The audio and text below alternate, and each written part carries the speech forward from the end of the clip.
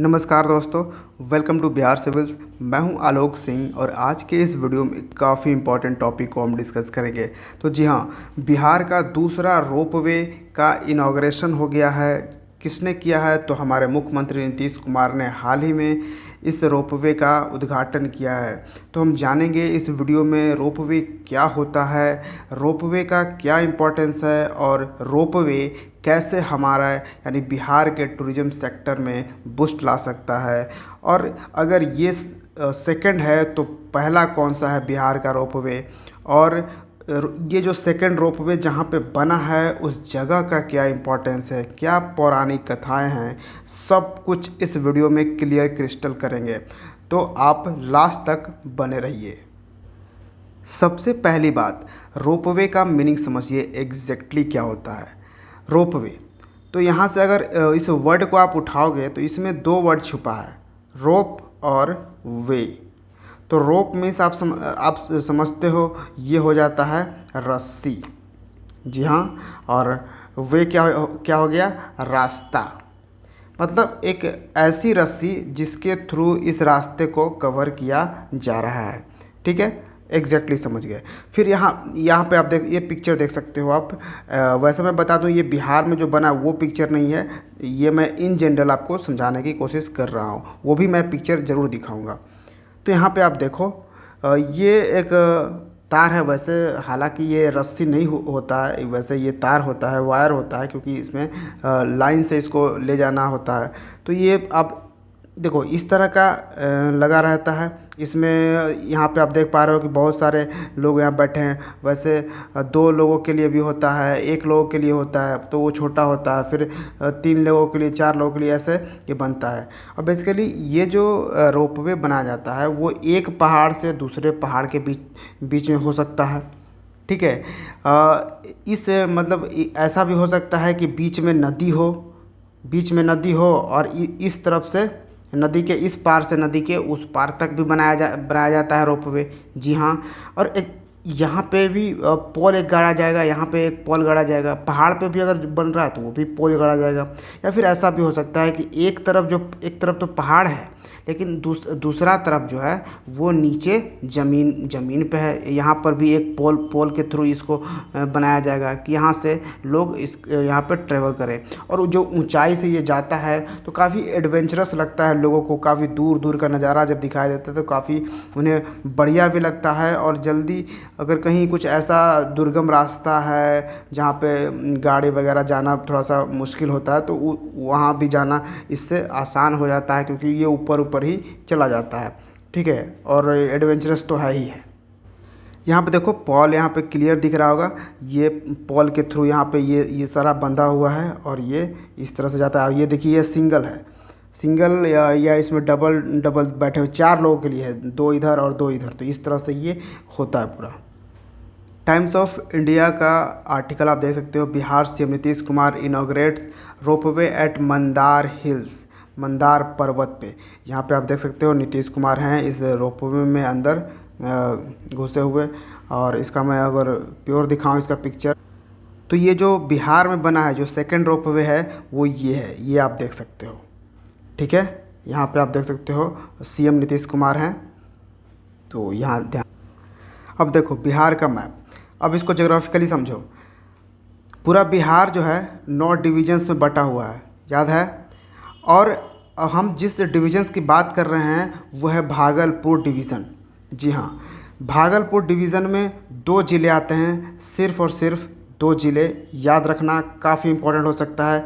ये 2 ज़िले भागलपुर और बांका दोनों ही ज़िले आते हैं और ये भागलपुर डिवीज़न में आता है। और इसी बांका में एक पहाड़ है जिसका नाम है मंदार।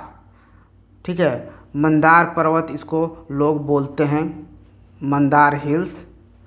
इसी हिल्स के थ्रू, इसी हिल्स पे वो रोपवे बनाया गया है। अब यहीं पे देख लो, ये है पटना, ठीक है, जो कि कैपिटल सिटी है बिहार का। और इससे साउथ में ही इसी के सटे हुए आपको एक डिस्ट्रिक्ट मिलेगा, वो है नालंदा। नालंदा के राजगीर जगह पे बिहार का पहला रोपवे बना था। ठीक है, और ये कब बना था? तो हाल ही में बना है, 2020 में ही इसको बनाया गया पहला। फर्स्ट, बिहार का फर्स्ट रोपवे यहाँ पे बना है। जो सफारी है वहाँ पे भी ग्लास ब्रिज भी बनाया गया था। ठीक है, जो पुराने स्टूडेंट्स हैं उनको पता होगा, हमने ये सब चीज़ डिस्कस किया था पहले। तो ये समझ में आ गया फर्स्ट कहाँ पे है और सेकंड कहाँ पे बना है। तो Mandar ropeway second such facility है बिहार में। दूसरा फैसिलिटी हमने बताया मंदार रोपवे इसलिए क्योंकि मंदार पहाड़ पे ये बनाया गया है, तो इसलिए इसको मंदार रोपवे भी नाम दे दिया गया है। इसमें बिहार टूरिज़्म ने 9 करोड़ से भी ज़्यादा पैसे खर्च किए हैं इस रोपवे को बनाने में यहाँ पे। ठीक है, तो ये याद रखिएगा। और कितने दूर तक, कितने लेंथ तक ये ट्रेवल करेगी ये रोपवे? तो 377, लगभग 377 मीटर ये ट्रेवल करेगी, ये याद रखिएगा। और यहाँ पे आप देख सकते हैं from the station at the base to the top of the hill. तो वहाँ पे बेस से हिल्स के ऊपर तक ये ले जाएगी कितने मिनट में? सिर्फ 4 मिनट में। पहले वहाँ तक, यानी कि जो पहाड़ है वहाँ पे एक मंदिर भी है। ठीक, तो लोग वहाँ पे जाते हैं तो 1 घंटा करीबन लगता है, और बाई गाड़ी वाड़ी से चाहे कुछ भी यूज़ करके या पैदल, ये सब तो ज़्यादा टाइम लगता है। लेकिन यहाँ पे क्या है कि 4 मिनट में पहुँचा दे रहा है पहाड़ी पे ये रोपवे। ठीक है, तो ये याद रखिएगा। और ये देखिए इसमें 8 कैबिन्स है with the capacity of 4 person. देखिए 4 लोगों के बैठने के लिए यहाँ पे 8 कैबिन्स बनाए गए हैं। ये हम बात कर रहे हैं बिहार में जो रोपवे बना है।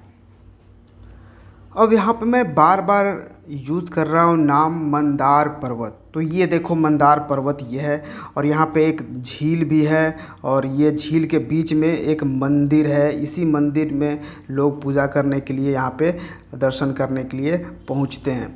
ठीक है, तो अब जब रोपवे बन गया है तो ज़्यादा यदि लोग आ पाएंगे, लोगों को इस उत्साह होंगे, जिससे कि हमारा टूरिज़्म सेक्टर बढ़ेगा। लोग अट्रैक्ट होंगे कि हाँ अब आसान है जाना मंदिर में, अब हम विज़िट कर पाएंगे। ठीक है, तो इस तरह से ये टूरिज़्म सेक्टर को बूस्ट करता है रोपवे, क्योंकि रास्ता इधर उधर से पहाड़ी इलाका में जाने आने में थोड़ा सा तकलीफ़ तो होती है, लेकिन ये रोपवे आसान कर देता है। अब जानते हैं मंदार पर्वत का इम्पोर्टेंस। मंदार पर्वत मालूम है कौन सा पर्वत है? ये इसको मंदराचल पर्वत भी कहते हैं या मंदरा पर्वत भी कहते हैं, ये भी आप याद रखिएगा। हिंदू धर्म के पौराणिक कथाओं के अनुसार एक समुद्र मंथन हुआ था। जब स्वर्ग में, आपको पता होगा, स्वर्ग में देवताओं का वास हुआ करता था, देवों का। और जब देवताओं की शक्ति छीन हो गई थी किसी श्राप की वजह से, तो क्या हुआ था कि एक राक्षसों का राजा बलि था, वो कि उसने पूरा आतंक मचा रखा था। वो स्वर्ग से देवताओं को भगा दिया था, वहाँ पे सब लोगों को हटा दिया था, और बलि जो है वहाँ पे राज कर रहा था। उसके बाद जो भगवान होते हैं वहाँ पे, देव जो होते हैं स्वर्ग में, जैसे इंद्र हैं, अग्नि हैं, ये सब वहाँ रहते थे। तो वो लोग क्या करते हैं, जाते हैं विष्णु भगवान के पास। अब विष्णु जी इन लोगों को एडवाइस देते हैं समुद्र मंथन करने के लिए। तो अब ये लोग समुद्र मंथन करते हैं, तो अब समुद्र मंथन करें तो फिर करें कैसे? सिर्फ अकेले तो होगी नहीं समुद्र मंथन। तो इन लोगों ने खुद देव लोग मिले, पूरे भगवान लोग मिले, और उस साथ में एक तरफ राक्षस, यानी कि आप यहाँ पे आप देख पा रहे हो कि, और इसमें सहायता जो मेन इम्पोर्टेंट काम किया वो था ये पर्वत। ये जो आप पहाड़ देख रहे हो यही है मंदार पर्वत, जो आज के समय बिहार के बांका ज़िले में स्थित है। ठीक है, और बांका ज़िला झारखंड के बॉर्डर के पास ही है। ठीक है, तो यहाँ पे टूरिज़्म के लिए काफ़ी ज़्यादा इम्पोर्टेंट प्लेस हो सकती है। तो यहाँ पे इस कहानी में, यानी कि इस कथा के अनुसार समुद्र मंथन में जब जो राक्षस थे, ये सांप ने मदद किया। ये सांप कौन थे? वासुकी नाम था, ये सांपों के राजा थे वासुकी। इन्होंने मदद किया इस रस्सी के तौर पर इस मंथन के लिए। ठीक है, और यहाँ पे कछुआ जो बन के यहाँ पे इस पहाड़ को सपोर्ट कर रहे हैं, ये थे विष्णु भगवान। ठीक है, और ये समुद्र मंथन होता है, और इसमें से निकलता है 14 रत्न और अमृत।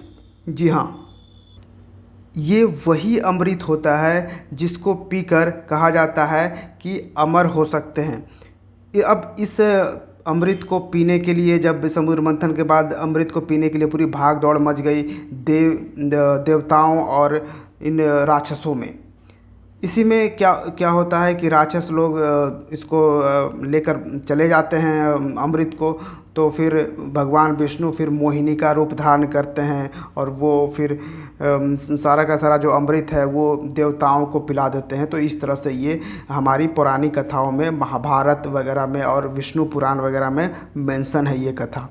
ठीक है, तो इसमें कहा जाता है कि जो पहाड़ था, जो पर्वत का यूज़ किया गया था समुद्र मंथन के लिए, वो पहाड़ था बिहार के बांका ज़िले का मंदार पर्वत, या फिर इसको मंदराचल पर्वत भी कहते हैं। तो आपने अब सब कुछ समझ लिया। लास्टली मैं इसमें एडिशनल इन्फॉर्मेशन मैं आपको दे दूं कि नीतीश कुमार मुख्यमंत्री वहां पे जब गए थे बांका में, तो कुछ और चीज़ों का भी उद्घाटन उन्होंने किया था। तो वहां पे इन्होंने आधारशिला रखी बायोडाइवर्सिटी पार्क का, ठीक है, मंदार पर्वत पे ही। और उन्होंने विजिट किया था ओढ़नी डैम, ठीक है, क्योंकि एग्ज़ाम पॉइंट ऑफ व्यू से इम्पॉर्टेंट है तो इसलिए मैं इसको बता दे रहा हूँ। ओढ़नी डैम जो कि ओढ़नी नदी पर ही बना है, इसको उन्होंने विज़िट किया। और ओढ़नी नदी जो है किसकी ट्रिब्यूटरी है? ये है चंदन नदी की ट्रिब्यूटरी। ठीक है, तो ये क्वेश्चन पूछा जा सकता है एग्ज़ाम में, इसलिए इसको ध्यान रखिएगा। And director officer to develop tourist facilities at the Odhni dam reservoir.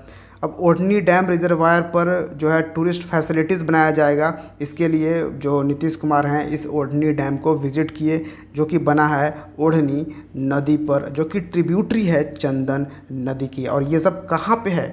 तो बिहार के बांका ज़िले में।